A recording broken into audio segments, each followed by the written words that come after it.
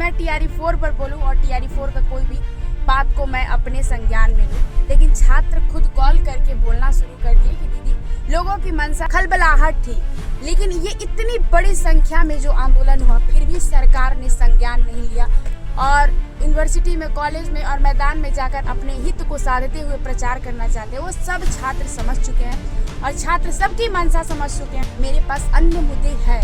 मैं छात्रों के हित के साथ खेलकर नेता नहीं बन सकती।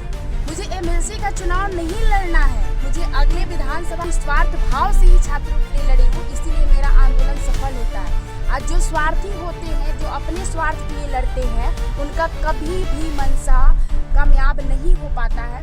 तो मैं अभी भी किसी को क्रिटिसाइज नहीं कर रहा हूँ। आप अब लड़िए चुनाव, अच्छी बात है, वो जो भी काम करता है उसको लड़ना चाहिए, लेकिन मूर्ख बनाकर नहीं। खुलेआम बोलिए कि भाई मुझे MLC का चुनाव लड़ना है।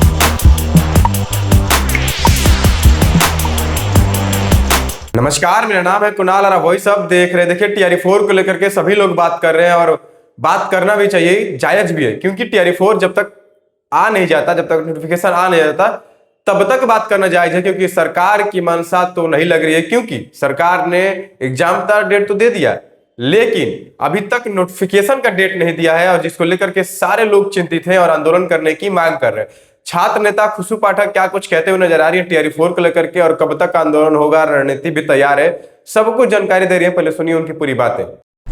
नमस्कार, मैं स्टूडेंट लीडर खुशबू पाठक। TRE4 2 सालों से ये TRE4 की मांग हो रही है और बार बार TRE4 पर फुल राजनीति हुआ।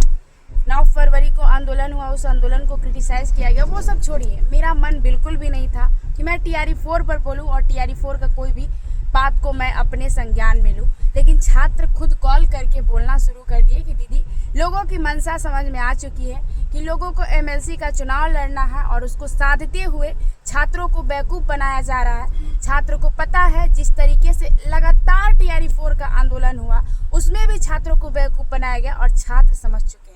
9 फरवरी का आंदोलन जो हुआ वो बहुत ही मेरे लिए बहुत दुखद था। मैंने अकेले जो संभाला, क्योंकि मेरे अंदर शुरू से ही नेतृत्व की भावना थी और मैं उस हिसाब से काम करती हूँ कि कब क्या एक्शन लेना है, वो मुझे पता रहता है। संख्या भले ही नहीं थी, लेकिन आंदोलन सफल था। प्रशासन और सरकार और आयोग के पास बातें पहुंची थी, उसको लेकर BPSC आयोग में खलबलाहट थी, लेकिन ये इतनी बड़ी संख्या में जो आंदोलन हुआ फिर भी सरकार ने संज्ञान नहीं लिया, BPSC ने संज्ञान नहीं लिया। तो कहीं ना कहीं अब TRE4 को लटकाने का मनसा सरकार का और BPSC का है। अब छात्रों का कहना है कि हम सबके मनसा को समझ चुके हैं। जो लोग छात्रों के नाम पर, TRE4 के नाम पर MLC का चुनाव लड़ना चाहते हैं, घर घर जाकर प्रचार करना चाहते हैं और यूनिवर्सिटी में, कॉलेज में और मैदान में जाकर अपने हित को साधते हुए प्रचार करना चाहते हैं, वो सब छात्र समझ चुके हैं और छात्र सबकी मनसा समझ चुके हैं। दूसरी बात कि मैं इतनी व्यस्त रहती हूँ, जो मेरा इतना बिजी शेड्यूल है कि मुझे पता है मैं दूसरे अभियान में जुड़ी हूँ, मैं बेजुबानों के लिए भी काम करती हूँ। मेरे पास समय नहीं है कि मैं आंदोलन में आऊँ और आंदोलन करूँ, क्योंकि मेरे पास बहुत सारे काम हैं। लेकिन छात्रों ने रिक्वेस्ट किया कि दीदी नहीं, आंदोलन होना चाहिए।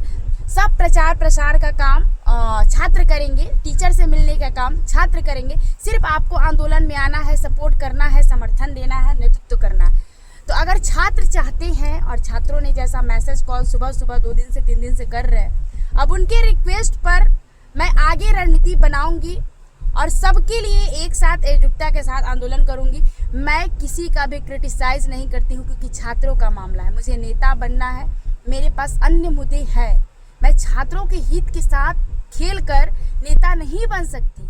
मुझे MLC का चुनाव नहीं लड़ना है, मुझे अगले विधानसभा का चुनाव लड़ना है और मेरे पास अभी 4 साल 5 साल समय है। तो मैं छात्रों को बेवकूफ़ नहीं बना सकती। और आप जो छात्रों का बेवकूफ़ बनाने का काम कर रहे हैं, छात्र समझ चुके हैं।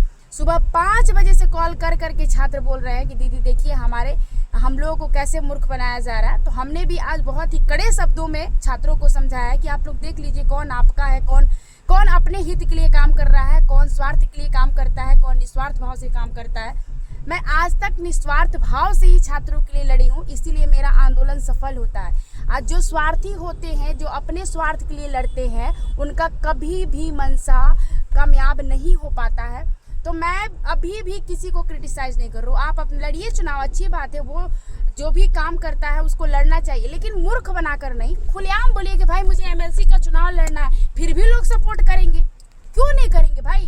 जो अच्छा काम करेगा उसके लिए सपोर्ट करेंगे ये लोग। लेकिन चेहरा दो रखना, दो फेस से छात्रों के साथ गेम खेलना, ये बहुत गलत है।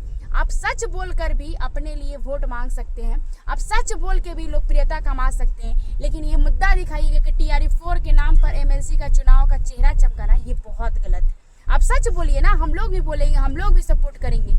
धन्यवाद। तो सुना आपने क्या कुछ कह रही है छात्र नेता खुशबू पाठक। TRE4 को लेकर के लगातार फोन आ रहे हैं और TRE4 को लेकर के फोन आना भी चाहिए और बात होना भी चाहिए, क्योंकि जायज है। और TRE4 को लेकर के जो है रणनीति भी बन चुकी है और आंदोलन भी बहुत जल्द होगा। कई बार आंदोलन हो चुका है, लेकिन सरकार ने अभी तक ठोस निर्णय नहीं लिया है। बीपीएससी कहती है शिक्षा विभाग जाने, शिक्षा विभाग कहता है बीपीएससी जाने, और शिक्षा मंत्री कहते हैं कि हम नहीं जानते, और बोलते तक नहीं है।